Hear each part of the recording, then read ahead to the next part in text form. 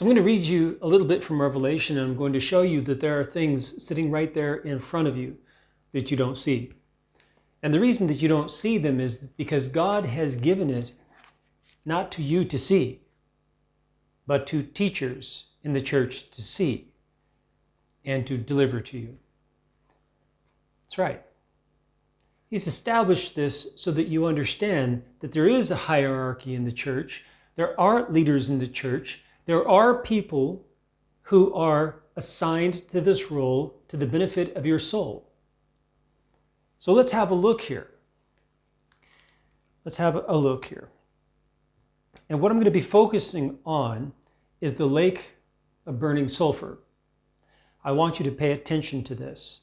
And I want you to pay attention to it in relationship to the earth and or heaven. Okay? So we're in Revelation chapter 20. And the devil's been released the last time, and he's gathered the nations of the earth against the city of God. And it says, "And fire came down from God out of heaven and devoured them. The devil who deceived them was cast into the lake of fire and brimstone, where the beast and the false prophet are. And they will be tormented day and night forever and ever." So first off, we see that while the earth is still there, that the devil is thrown into the lake of burning sulfur. And even before that, the false prophet and the beast had been thrown into it and are there still. Then it indicates the lake of burning sulfur is an eternal place. And it says, "And they will be tormented day and night forever and ever." And it says, "Then I saw a great white throne and him who sat on it, from whose face the earth and the heaven fled away. And there was found no place for them." So let me ask you this question.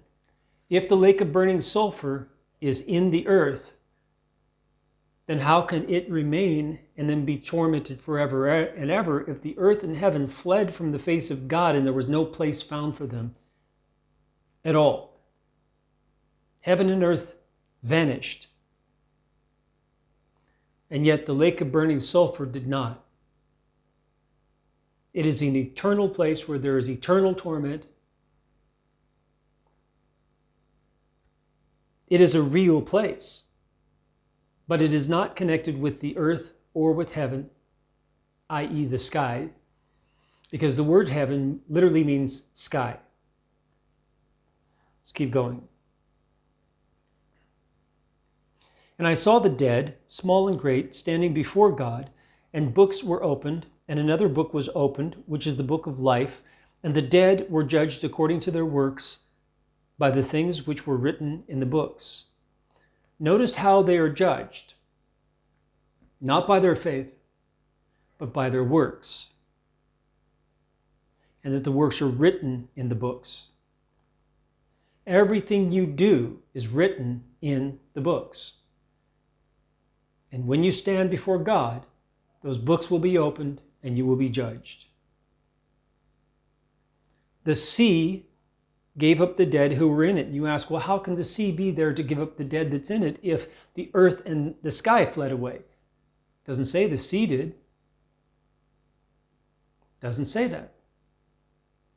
The word earth means ground, literally means ground. It doesn't mean the planet. It means ground, that which you can stand upon.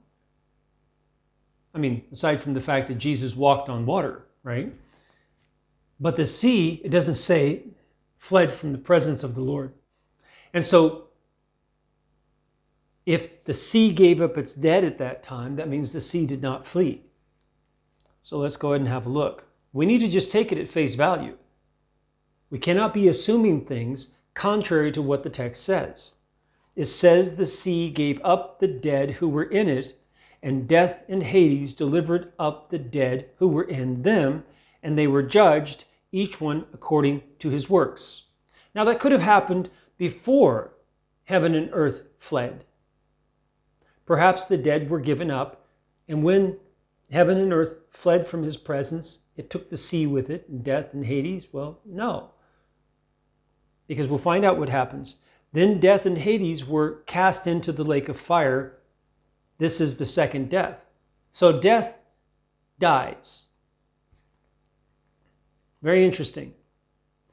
Death, the first death, dies the second death, which is eternal. And Hades also as well, which is hell.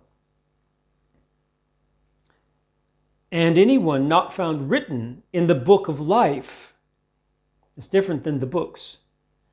The book of life was cast into the lake of fire. So, the lake of fire is not connected with the earth on which we live. Otherwise, they could not be cast into the lake of fire because the earth vanished. Then it says, now I saw a new heaven and a new earth, for the first heaven and the first earth had passed away. Also there was no more sea. Interesting that it separates out the sea separate from the earth, because it says there's a new heaven and a new earth. Also there was no more sea. So the sea is kind of not attached to the earth.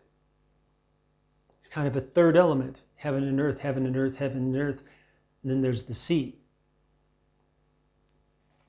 When we look in Revelation 14, especially verse 10,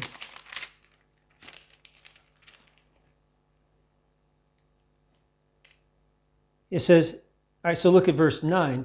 Then a third angel followed them, saying with a loud voice, if anyone worships the beast and his image, and receives his mark on his forehead or on his hand, he himself shall also drink of the wine of the wrath of God, which is poured out full strength into the cup of his indignation.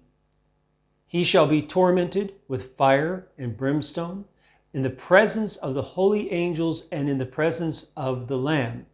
And the smoke of their torment ascends forever and ever, and they have no rest day or night, who worship the beast in his image, and whoever receives the mark of his name. Here is the patience of the saints, the terrifyingly clean ones. Here are those who keep the commandments of God and the faith of Jesus. So, the only way to avoid receiving the mark of the beast and worshiping him is through the patience of the terrifyingly clean ones, which is by keeping the commands of God and the faith of Jesus. Both, not one or the other. And so when these people say you're saved by faith alone, they're lying. Not just here. I've got many videos on it, disproving that saved by faith alone is possible. The Bible itself condemns it. Faith without action is dead. It cannot save. It's inert. It's equivalent to what the demons believe, because he says that just before that. You believe in one God? Good. Even the demons believe that and shiver in fear. O foolish man, do you want to know that faith without deeds is dead? They are espousing the doctrine of demons. And these people are saying you can be saved by faith alone. You don't need the actions. You should be trembling with fear like the demons, but you're deceived. So we see now that the Lake of Burning Sulphur is not connected with the physical earth.